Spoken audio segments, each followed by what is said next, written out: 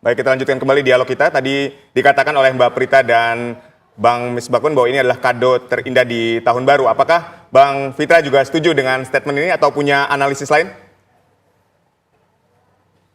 Ya, kado ya oke, tapi saya punya analogi lain. Ini kalau kado itu kan one shot ya. Ini artinya pemerintah, kalau saya kan pelari ya. Kita start strong nih, start strong di awal tahun. Pemerintah bersama-sama masyarakat saya rasa ya. Karena pemerintah dalam hal ini melihat bahwa masyarakat memang sudah tertekan. Presiden dalam hal ini mengambil beban tadi sebagaimana disampaikan Pak Misbahun. Ini bukan kado, tapi kita memang bergerak bersama-sama. We start strong, bukan sekedar kado. Nah, kalau kita lihat kenapa ini menjadi penting ya, karena kemarin meskipun sebenarnya formula yang sudah merupakan jalan tengah pemerintah kemarin, itu juga pada akhirnya juga menimbulkan kompleksitas ya.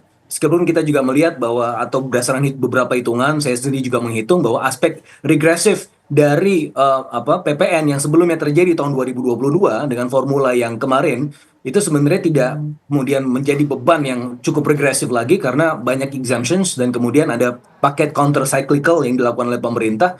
Tapi ternyata Pak Prabowo melihat bahwa kompleksitas di lapangan ketika memaknai dan kemudian mendefinisikan PPN itu masih kemudian masih simpang siur di lapangan, ya pada akhirnya ya sudah fokus saja ke yang barang mewah, super mewah sekalian yang memang tidak, dengan kata lain ini tidak ada kenaikan PPN ya di masyarakat ya, kecuali memang yang PPNBM.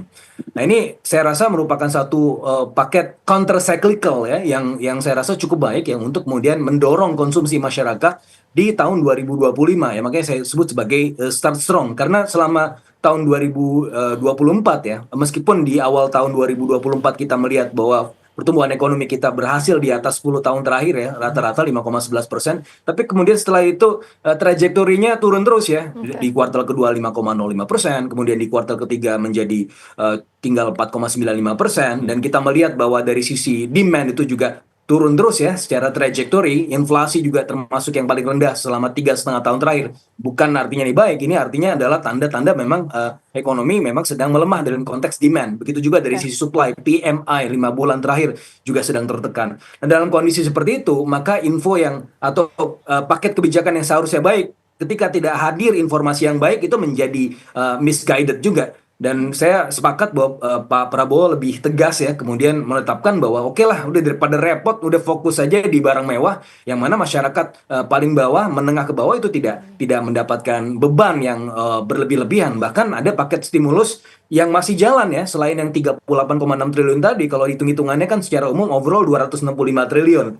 Ini yang saya rasa menjadi kalau ya tadi istilah TV One dan teman-teman kado, tapi menurut saya ini adalah bagaimana kita memulai tahun dengan kuat sehingga kita bisa finish strong juga di tahun 2025 dengan baik gitu, dan bisa kemudian meleverage perekonomian kita tahun 2025 lebih baik lagi daripada tahun 2024. Begitu.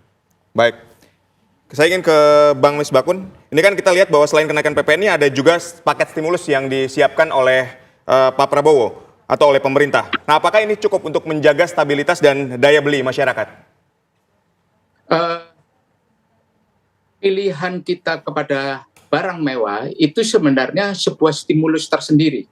Karena tadi yang disampaikan oleh Mas Fitra, itu nyaris tidak ada barang lain yang naik, kecuali barang yang mewah, bahkan kategorinya sangat mewah. Super mewah lah istilahnya Mbak Prita. Itu sebuah stimulus tersendiri bagi masyarakat. Apalagi kemudian sejak awal undang-undang itu sudah disampaikan bahwa keputusan pemerintah tetap membebaskan kebutuhan barang pokok, kemudian jasa pendidikan, jasa kesehatan, jasa keuangan, jasa asuransi, jasa sosial, jasa keagamaan, yang selama ini sudah dibebaskan oleh pemerintah di dalam skema Undang-Undang HPP itu tetap dijaga 0% oleh pemerintah. Artinya apa? Pada saat yang sama naik tidak dinaikkan, pada saat yang sama yang 0 ini tetap dijaga oleh pemerintah. Dan ini adalah upaya pemerintah mendengarkan semua pihak yang selama ini menyampaikan pandangan, pendapat, serta opininya kepada pemerintah melalui pengusaha, melalui kajian-kajian para akademisi, para birokrat termasuk, dan para analis ekonomi seperti Mas Fitra, yang mengatakan bahwa kita sedang mengalami sebuah tekanan situasi mengenai daya beli. Ya. Nah, kalau PPN-nya tidak naik, saya yakin tidak naik secara merata di dalam kategori yang umum, saya yakin itu adalah sebuah stimulus yang kuat di samping stimulus yang sudah disiapkan oleh pemerintah tadi. Yang sudah disampaikan oleh Bu Menteri Keuangan ada paket 38 triliun tadi. Itu tentunya memberikan dorongan untuk apa? Ekonomi tetap tumbuh. Ketika pemerintah menahan kenaikan PPN, secara teoritikal itu kan pemerintah sedang meng-grooming bisnis, sedang memberikan kesempatan kepada bisnis untuk bertahan dan memberikan waktu relaksasi untuk naik. Ya kan? Secara teoritikal itu. Dan sebenarnya pemerintah memilih memupuk daripada memanen. Itu. Pilihan pemerintah untuk memberikan pupuk kepada dunia usaha dengan tidak menaikkan secara keseluruhan, tentunya karena jenis kategorinya itu adalah PPN, maka ini memberikan insentif tersendiri kepada masyarakat. Yang tadinya beli sabun, beli sampo, yang harganya tidak naik, maka dia bisa menyisihkan sebagian untuk apa? Untuk membeli kebutuhan bahan yang lain atas consumption-nya. Yang tadinya dia bisa membeli beras 1 kilo, maka di tanggal 1 Januari dia masih bisa membeli beras dengan uang yang sama untuk dapat 1 kilo. Lah, inilah yang merupakan kesempatan yang luar biasa dalam rangka mempertahankan daya beli masyarakat. Daya beli yang ada dipertahankan, kalau kemudian demand-nya bertahan dan mengalami kenaikan, tentunya diharapkan dunia usaha juga akan mengalami kenaikan.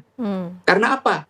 Daya beli masyarakat bertahan dan terjadi peningkatan, apalagi Pak Prabowo sudah membuktikan di awal-awalnya pemerintahan beliau, gaji guru dinaikkan, gaji hakim dinaikkan, UMP dinaikkan.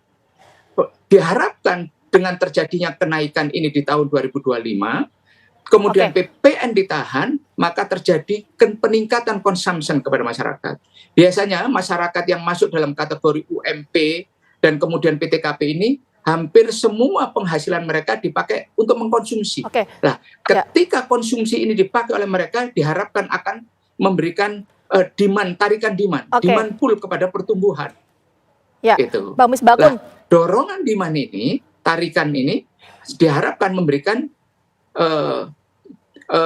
pertumbuhan ekonomi. Karena apa? Ingat, salah satu pendorong pertumbuhan ekonomi yang paling dominan di Indonesia antara 52 sampai 56% itu adalah dari household consumption, yaitu dari konsumsi rumah tangga. Artinya kenaikan PPN 12% ini untuk mendorong pertumbuhan ekonomi secara nasional ya. Kita menuju ke Mbak Prita. Mbak Prita, kalau memang tadi juga disampaikan oleh Bang Misbakun juga bahwa ini kan kenaikan PPN 12% hanya diberlakukan untuk barang yang super mewah saja ya. Tapi bagaimana pemerintah memastikan bahwa kenaikan PPN 12% ini memang hanya berlaku untuk barang super mewah. Jadi untuk kebutuhan pokok ini meskipun sudah disampaikan oleh Pak Prabowo, tapi para pedagang ini tidak menaikkan harga di pasaran dengan adanya pemberlakuan PPN 12% ini. Memastikan seperti itu gimana Mbak? Oke, baik. Kita apresiasi ya bahwa kesungguhan untuk ini terlaksana benar-benar dikawal betul oleh rekan-rekan dari Kemenq juga, karena beberapa jam setelah pengumuman tersebut oleh Presiden Prabowo didampingi oleh Ibu Menteri Keuangan, langsung rekan-rekan di Kemenq ini mengeluarkan PMK nomor 131 tahun 2024 yang langsung mengatur mengenai bagaimana tata laksana memastikan bahwa benar-benar ini barang-barang yang tadi kalau saya pakai istilah saya sendiri ya, barang-barang super mewah ini yang dikenakan. Jadi tata laksananya sudah langsung ada dan ini baru dikeluarkan langsung beberapa jam setelah kemudian pengumuman Presiden. Nah, yang tadi saya juga ingin soroti apa yang disampaikan oleh Mas Fitra tadi, start strong. Di satu sisi, saya setuju dengan kata-katanya Mas Fitra nih, start strong. Di satu sisi ini hadiah, yaitu bagi masyarakat kebanyakan, begitu ya, bahwa PPN hanya dikenakan pada barang-barang dalam kategori saya super mewah. Namun, di sisi lain, ini pun juga sebuah warning kepada para pengemplang pajak. Para pengemplang pajak, pemerintah akan menerapkan sedemikian rupa, membangun sistem kepatuhan. Namanya sistem kepatuhan pembayaran pajak bernama Cortex. Kita tentunya tidak akan berdiri membela para pengemplang pajak. Tidak. kita harus tegas kepada para pengemplang pajak, di mana ini pun juga sebuah kesatuan sikap tegas dari Presiden Prabowo yang disampaikan dari sejak awal kampanye politiknya, bahwa beliau sangat menentang segala bentuk kebocoran dari keuangan negara. Dalam bentuk apa? Pengemplang pajak, dan kemudian juga korupsi, penyelundupan, dan sebagainya.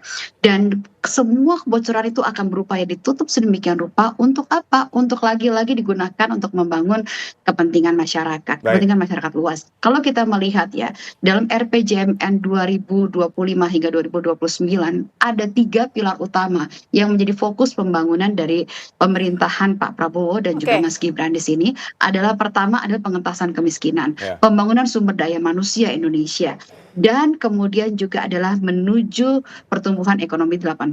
Yang ini semua sangat amat berkontribusi signifikan kepada visi besar kita mencapai Indonesia Emas 2045. Oke, Mbak Prita. Jadi, ya. Ya, artinya tadi disampaikan adalah aturan kenaikan PPN 12% ini sudah diatur secara detail dalam peraturan perundang-undangan. Itu tadi disampaikan oleh Mbak Prita. Menuju pertumbuhan ekonomi 8%. Kami sudah menangkap poinnya. Terima kasih Mbak Prita Laura. Kemudian terima kasih juga tadi ada Bang Misbakun dan Mas Fitra telah bergabung bersama kami di Dialog di Kabar Petang. Sehat dan sukses selalu untuk semua.